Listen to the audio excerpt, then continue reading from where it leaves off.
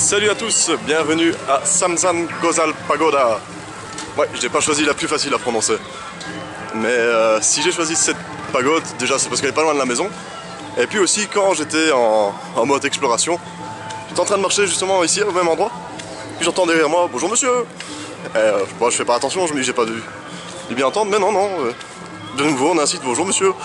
Donc je me retourne et j'avais un petit grand-père cambodgien derrière moi.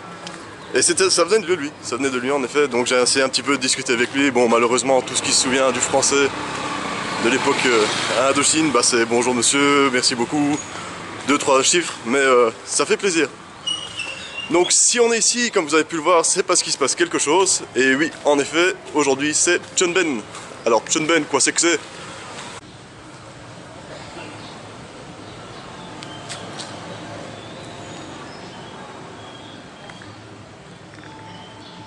Donc bien qu'étant actuellement une fête bouddhiste, il faut savoir que Chunben est une fête uniquement fêtée par les Cambodgiens.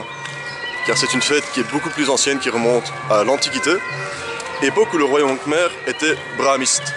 Et l'évolution de la société et la transition vers le bouddhisme, les Cambodgiens ont continué à fêter Chunben, car ils croient à la réincarnation. Réincarnation qui ne peut pas se faire si vous avez un trop mauvais karma.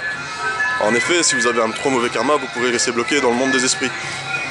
Et si vous restez bloqué dans le monde des esprits, c'est la merde, c'est la merde. Ça c'est certain, mais Yama, dieu des enfers, reste quand même assez sympa avec vous. Et il vous libère 2 semaines par an. Et ces 2 semaines, c'est Chunben. Donc ça c'est pour un peu la légende. Maintenant, du côté des vivants, comment ça se passe?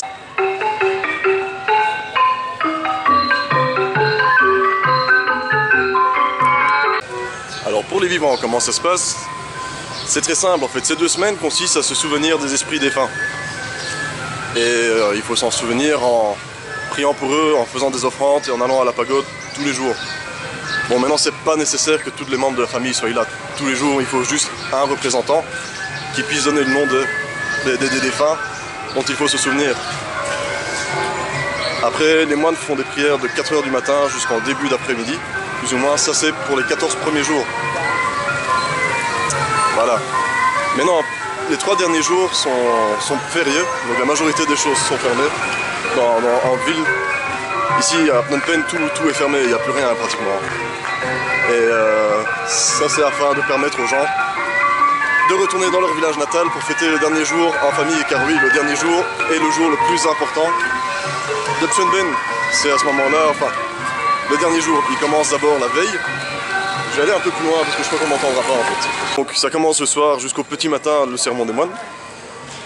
Après ça, la famille retourne, ça c'est très frais, les familles retournent jusqu'à chez eux et reviennent quelques heures ensuite avec des offrandes faites pour les moines et pour les esprits. S'ensuit les prières des moines dédiées encore une fois aux esprits défunts.